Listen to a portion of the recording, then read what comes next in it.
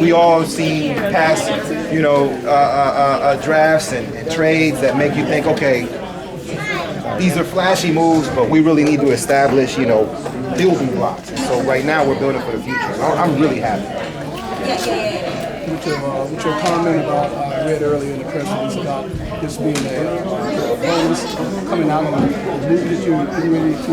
Oh yeah, Traffic. Traffic. Yeah. So how do you feel about all of this going on at the same time? Man, this is excitement overload. You know what I'm saying? Actually, Traffic came out last weekend. We were top 10 in the box office, #1 indie in the box office, and we had one of the highest per screen averages. We're only in 1,000 theaters, and we had one of the highest per screen averages, for the whole weekend. So word of mouth is great.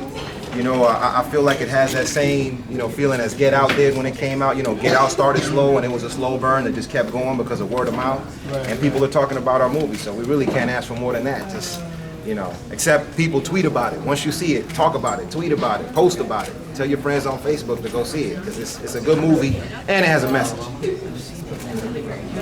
Yeah. Thank you. I know you're a Redskins fan, but what do you think about the other division teams draft so far, especially like the Giants, the Eagles, and Everybody's looking competitive, but our conference has always been super competitive.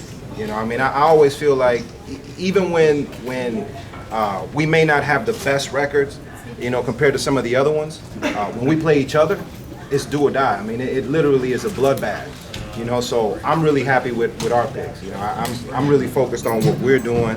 I really feel like we're dialed in, and I feel like the front office really has kind of taken an approach to building, the team, block by block, which is something that I think every Redskins fan has hoped for a long time, and we're actually seeing that plan and implemented. Yeah. Is there a player left here in day 3 that you would love to see in burgundy and gold? I ain't saying nothing. I'm just gonna make sure I don't mispronounce their names when it's my turn to call it.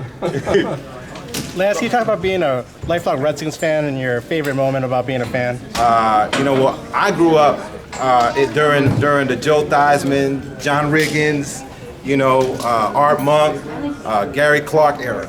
So I got to see us when we were dominating, the NFL, and for me it's just always a sense of pride. Like I really feel like we can get back to those days. I don't feel like we're that far off. Even when we played Philadelphia last year, game 1. We ain't gonna talk about game 2, but game 1, I felt like we could have won at any point in time. So, I really feel like, this year if we can stay healthy, we can absolutely compete, 100%. Who's the bigger Redskins fan, you, Rick Yoon, or Michael Ealy? Ooh, that's a tough one. Well, Michael Ealy and I, we don't speak throughout the entire year, but once September comes around, we're literally on the phone every day. So it's hard to say Michael Ealy because he definitely gives me a run for my money. Rick Yoon is always thinking about money. So I'm going to say it's between me and Ealy. Yeah.